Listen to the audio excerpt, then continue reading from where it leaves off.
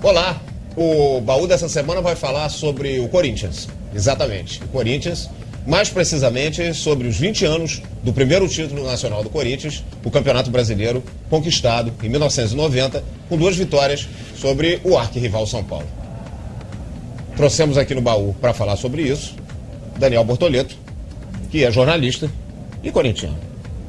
Paulista, corintiano. Paulista do interior, mas paulista. Sua terra, você estava me dizendo, Descalvado, né? Próximo a Ribeirão Preto.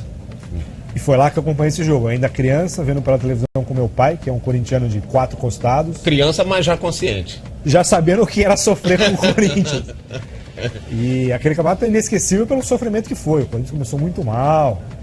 Ninguém acreditava que aquele time pudesse ir pra frente, aí classificou. Naquela época avançavam os 8, era jogo de ida e volta. O Corinthians foi sempre... Começou esse playoff em casa, porque tinha sempre a pior campanha contra o Atlético Mineiro, depois contra o Bahia.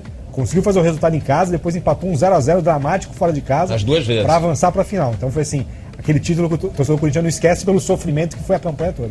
E sempre fora de casa, sempre com públicos representativos, né? No Mineirão 60 e tanto mil, na Fonte Nova 60 e tanto mil, quer dizer, muita pressão, né? E depois na final com o São Paulo, acho que mais de 100 mil pessoas. São 185 mil redondo nos 2 jogos. Isso é 85 mil, 100 mil no outro. Parece quase que impossível que a gente consiga com um público desse nos jogos de hoje em dia, né?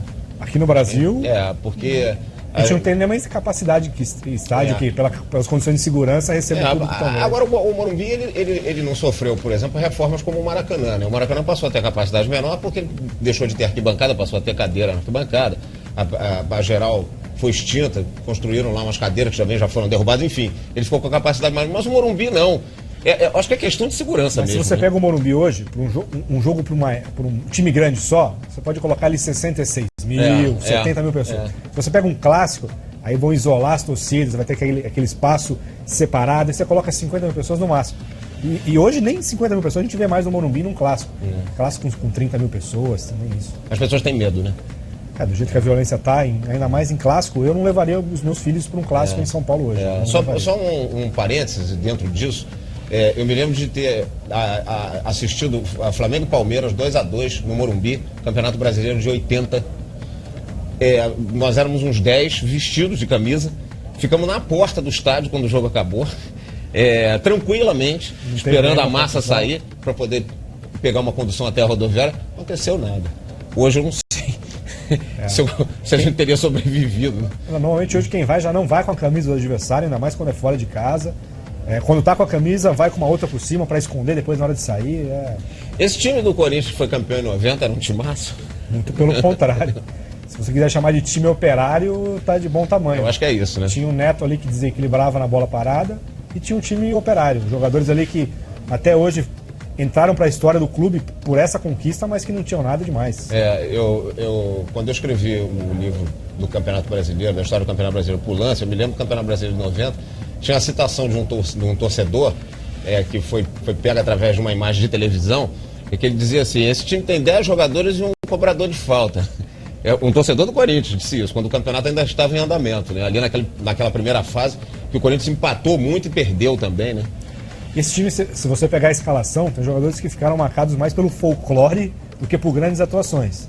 Você tinha um lado esquerdo da defesa que era Guiné e Jacenir. Isso dá arrepio em qualquer corintiano. Aí você tinha ali o Wilson Mano, que era um jogador que até fez o gol da decisão, mas era um jogador ali esforçado, gol de joelho. Mas não era um craque. Esse tinha o Ezequiel na reserva. Você tinha ali o Tupanzinho esforçado, o Fabinho, que era um ponta que caía muito pela direita, o Mauro, que era o ponta mais pela esquerda. Não era aquele time que você fala, nossa, que saudade eu tenho daquele time. Não é.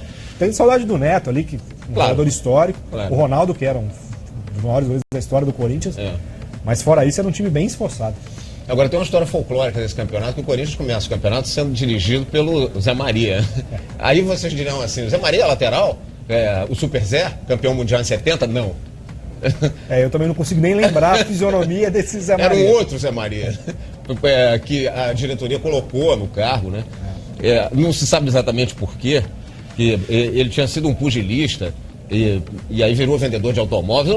Tem uma história confusa, né? São certas histórias que parece que não se encaixam nesse futebol atual, né? Vamos puxar o sujeito ali, ele vai dar ajuda no nosso time. Se fosse um time do interior, você vai do Corinthians, é um negócio Mas depois exótico. o Corinthians apelou pro interior para ter o técnico campeão, que foi o Nelsinho Batista, que estava no Novo Horizontino, foi aquela final, Novo Horizontino e Bragantino, vice-campeão paulista em 90, né? E o Nelsinho que conseguiu arrumar um pouco daquele time, sabia que não tinha um time de craques, era um time que segurava muito atrás, contava com bola parada sempre, era cruzamento do Neto, falta do Neto, lançamento do Neto, às vezes gol de cabeça do Neto. O Neto daquele campeonato também fazia um pouco de tudo. E segurou ali atrás, mas era um cara que acho que surgiu no futebol nível nacional com aquele Corinthians de 90. Foi ali que ele passou a ser, né, considerado um craque, né? E embora na realidade tenha tido poucas chances na seleção, né, nos anos que se seguiram, e nunca tenha alcançado um lugar de destaque na seleção, né? Eu lembro do Neto naquele jogo de despedida do Pelé, em Milão. Sim. O Neto já vivia uma grande fase, era uma expectativa do Neto, ser o 10 da seleção na Copa de 90. Outubro de 90, em pleno Campeonato Brasileiro aqui. E aí depois o Neto, que era explosivo, era expulso. Aí tem aquelas histórias de monte do Neto de cuspir no hábito, de ser expulso para arrancar a camisa. E o Neto nunca conseguiu, com o Lazzaroni, ter uma sequência. E aí, até hoje ele guarda essa mágoa do melhor momento dele de não ter ido para uma Copa do Mundo. Mas ele continua sendo um ídolo eterno da torcida do Corinthians. E vai continuar sendo. Por mais que o Corinthians hoje tenha o Ronaldo, o Corinthians teve o Tevez há 5 anos, o Corinthians muda um pouco daquele estilo Corinthians de ser, aquele jeito povão. Você tem craques renomados, mas o Neto, o Ronaldo, esses jogadores que o Ronaldo formado ali dentro. São emblemáticos, né? São emblemáticos. São jogadores que a torcida se identifica e gosta. E esses caras vão ficar eternamente ali como ídolos históricos mesmo. O que você, menino ainda, se lembra desse jogo assim que te marcou mais, né? Foi engraçado esse jogo. Da final. A gente estava com um amigo nosso em casa assistindo o jogo e ele estava nervoso com o que estava acontecendo, então ele não queria ficar na sala, ele ficava vendo pela janela do lado de fora. Você é tipo torcedor. E aí na hora do gol ele saiu comemorando pra rua e não voltou mais. Depois eu não sei se ele foi pra casa, se ele ficou nervoso e foi passear pela vizinhança. Pô, mas o gol saiu com 12 minutos do segundo tempo. Mas aquela coisa de eu não confio muito nesse time. Vamos fazer um gol, eu vou sumir daqui, não quero saber o que aconteceu. E depois ele falou assim, eu preferi não ver o jogo. Só fui saber que era campeão, que eu ouvi fogos na rua, pessoas. Eu conheço eu tenho um amigo meu, que é jornalista, até conhecido, que durante os jogos do Flamengo ele caminha pela praia. E aí, alguém estava, supor, comemorando o aniversário do filho e solta 2 morteiros. Tem nada a ver com o jogo. Aí o primeiro pensamento dele Ei, Flamengo tomou um gol. Por que não fez? Por que tomou, né?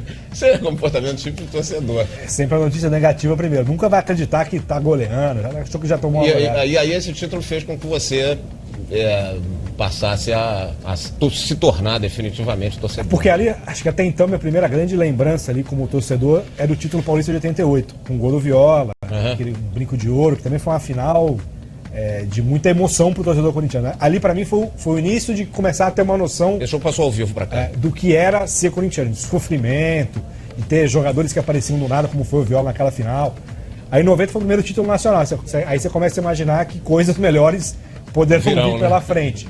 E aí naquela idade, 13, 12, 13 anos, você começa a ser torcedor de verdade. Porque até então na infância você gosta de brincar com os amigos, mas não é aquela coisa de sentir na pele o que é ser um torcedor. Tem campeonato de botão. Tem campeonato de botão. Pelo menos tinha naquela época, né? Até o Ezequiel era do meu camisa 8. Não era o titular desse time do Nelsinho, mas eu gostava do Ezequiel no meu time. Eu acho que o futebol de botão, não sei se os garotos ainda jogam isso, acredito que alguns ainda joguem, mas o futebol de botão eu acho que é o primeiro passo assim para você passar a gostar do futebol, né? Porque você pode escalar os jogadores que você quer. E eu lembro, a gente não falou dele aqui, mas o Tupanzinho foi um jogador decisivo naquela final, no gol do título.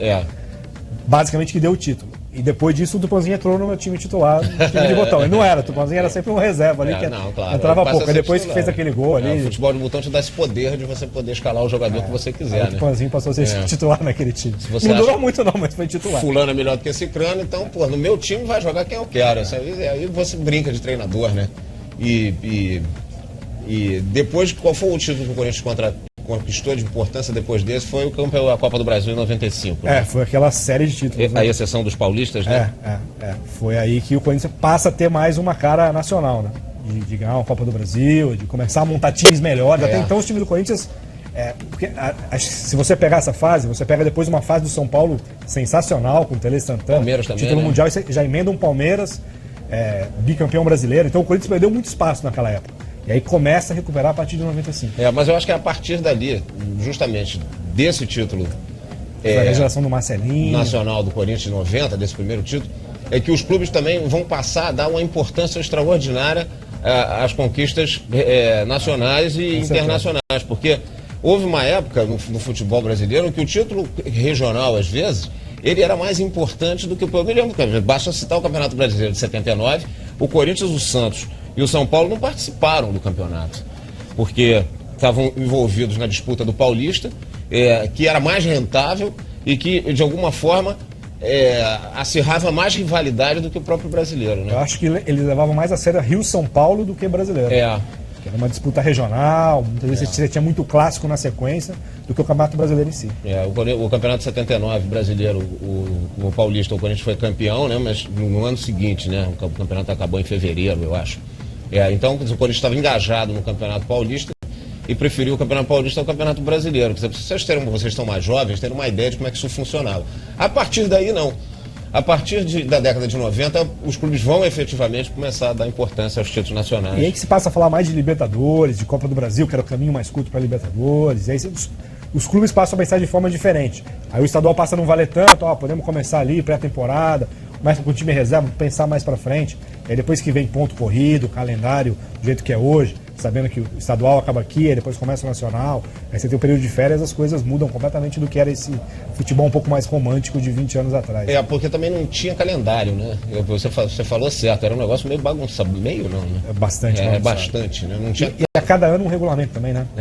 Você tinha um mata-mata? Tinha, mas no ano seguinte tinha, no ano anterior mudava. O Campeonato Brasileiro teve regulamentos diferentes até 2003, todos os regulamentos do Campeonato Brasileiro de 71 a 2003, não incluindo 2003, evidentemente, que é o ano que começa o ponto corrido, todos eles tiveram regulamentos diferentes. E é difícil até de lembrar, você começa a pensar em outros títulos, no Corinthians consegue o bicampeonato brasileiro depois, contra Cruzeiro e Atlético, eram 3 jogos, já não eram mais 2 como era em 90, não era só um em casa e um fora. Dependia do segundo jogo, ia pro terceiro, aí era sempre uma confusão de você saber quem tinha vantagem, quem jogava em casa, como é que podia acabar antes. Agora, pra gente encerrar, embora tenha sido um time operário, ele ficou na memória, né? Tanto que dá pra lembrar de cabeça a escalação. Não era um time bom, mas tem time bom que eu não lembro a escalação como eu lembro daquele. Às vezes até título mais importante. Marcelo Djian, Jaceni. Guinei e Jaceni. Aí você tinha Wilson Mano, Ezequiel às vezes, aí Neto Tupanzinho, Fabinho e Mauro. Era um time interessante, pra dizer o mínimo. Bom, tá fazendo 20 anos e é importante um título porque foi o primeiro título nacional do Corinthians. Gente, o baú fica por aqui. Agradeço a Daniel a participação. O prazer foi meu. Na semana que vem tem mais baú.